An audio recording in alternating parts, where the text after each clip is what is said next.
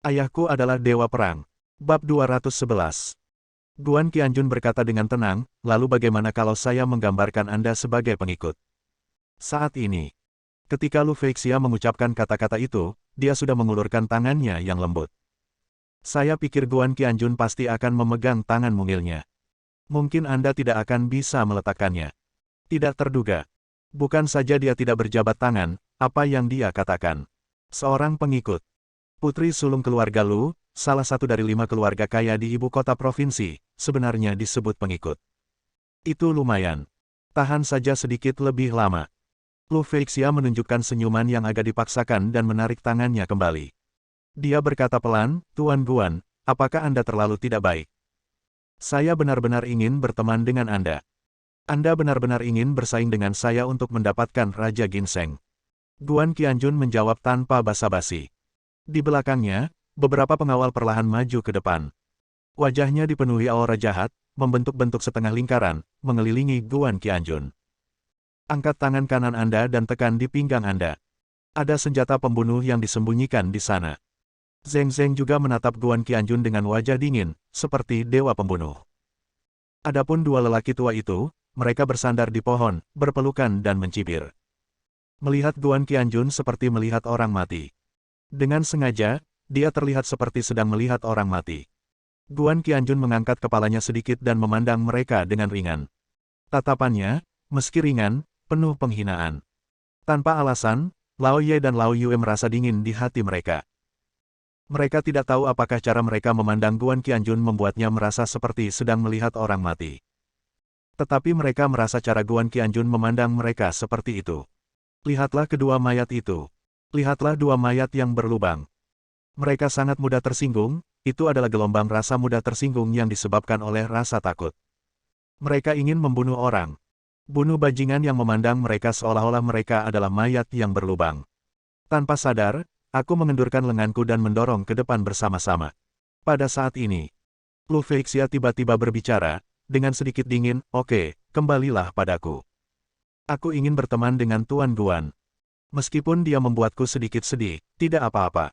Aku bisa menanggungnya. Saya telah membayarnya. Itu ketulusan, saya yakin Tuan Guan dapat melihatnya, dan dia akan menunjukkan ketulusannya kepada saya cepat atau lambat. Dia juga memandang Guan Qianjun dengan penuh kasih sayang, dengan seluruh kekuatannya. Qian berteriak dengan marah, ayahku punya Feixue, tolong berhenti membuat masalah. Kamu orang jahat. Kamu hampir membunuh adikmu dengan bertanya pada seorang pembunuh. Kamu bahkan membunuh adikmu sendiri, kamu pergi ke ayahku dengan ketulusan milikmu. Bunuh saja orang dengan ketulusanmu. Begitu dia selesai berbicara, suasana di sekitarnya tiba-tiba turun 7 atau 8 derajat.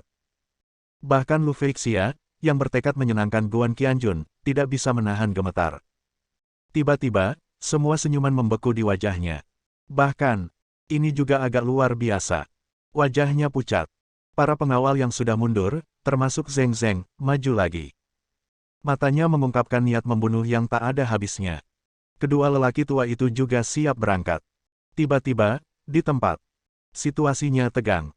Qian sedikit bingung, dan tiba-tiba merasa sedikit takut, dia menarik lengan baju Guan Qianjun. Ayah, apakah aku mengatakan sesuatu yang salah?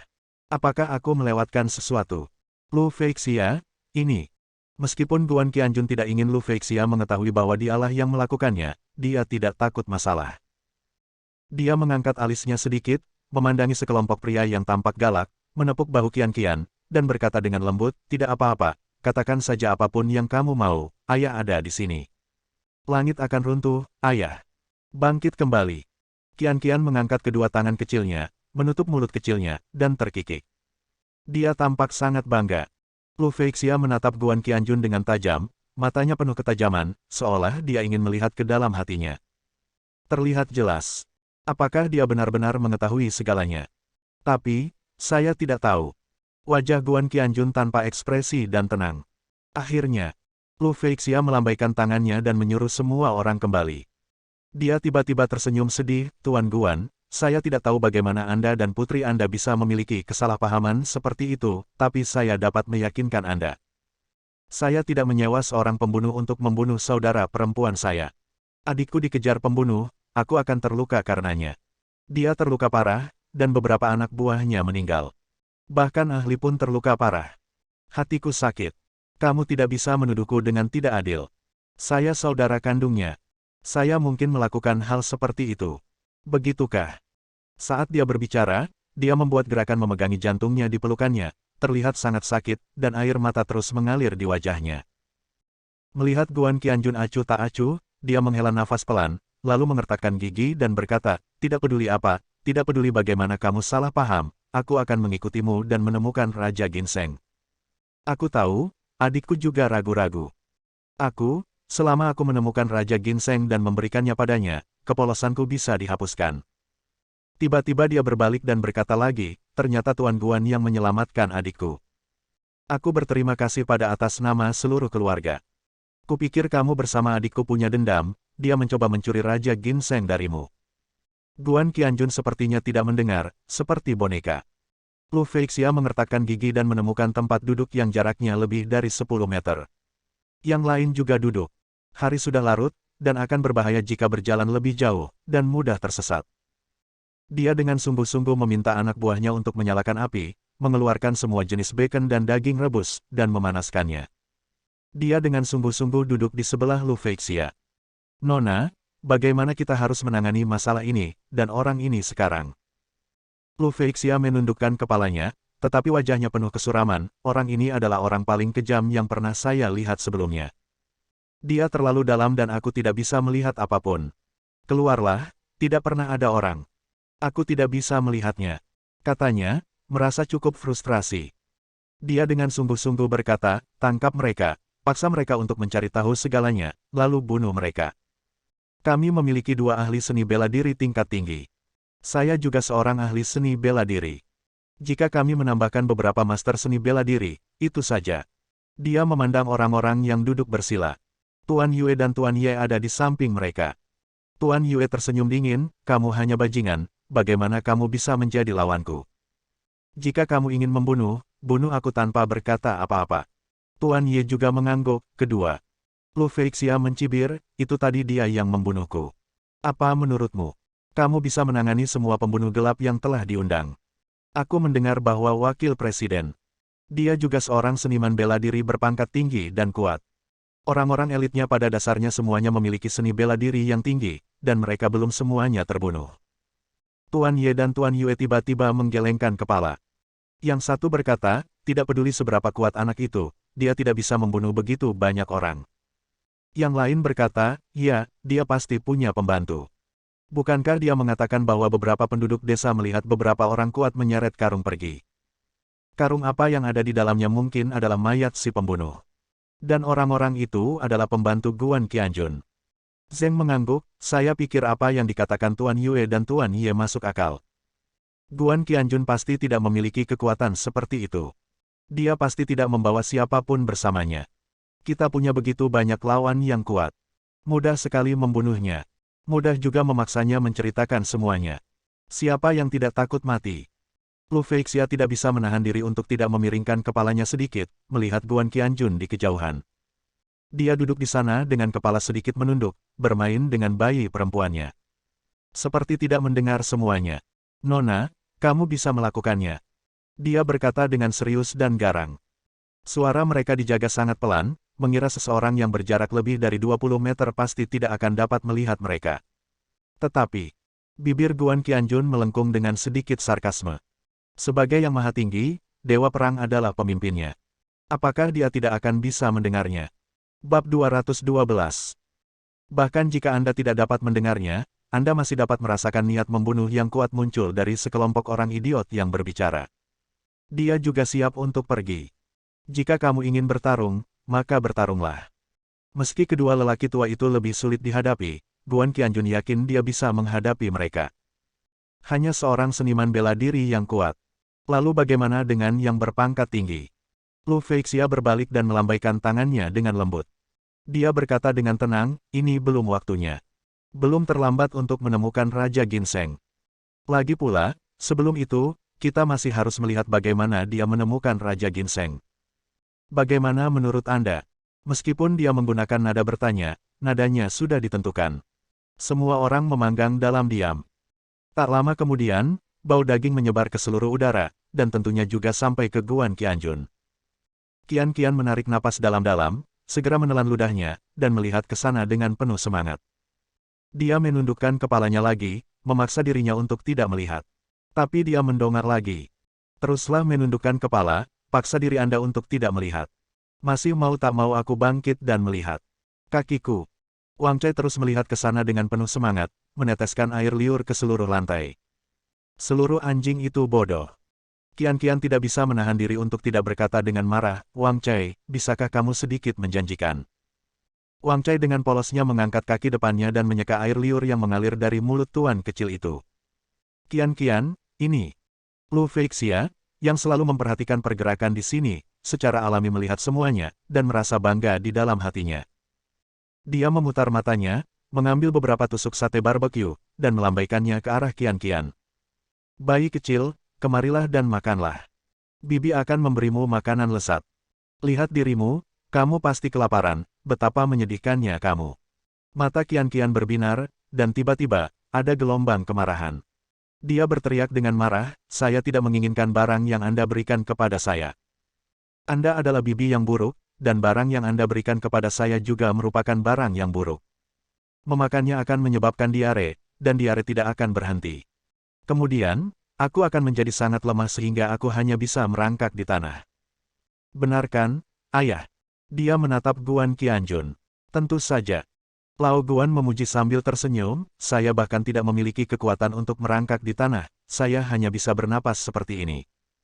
Qian berseru, wow. Ayah, kamu lebih kejam dari saya. Kemudian semua orang tercengang. Lu Feixia mengambil kembali barbecue itu dengan keras, dan kemudian berbisik, makan. Berikan padaku. Semakin keras kamu makan, semakin baik. Dia membuka mulut cerinya, merobek sepotong barbecue, memakannya, dan terus memujinya, enak. Enak sekali. Paha ayam rebus ini harum sekali. Rasanya sudah penuh, tapi sekarang lebih harum lagi setelah dipanggang seperti ini. Aduh, enak sekali. Yang lain mengerti dan saya juga memakannya dengan keras, dan saya tidak tahu betapa enak rasanya.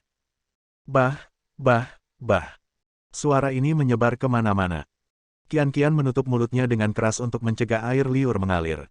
Tetapi, air liurnya bisa dihentikan, tapi perut keroncongan sangat sulit dihentikan. Gugu.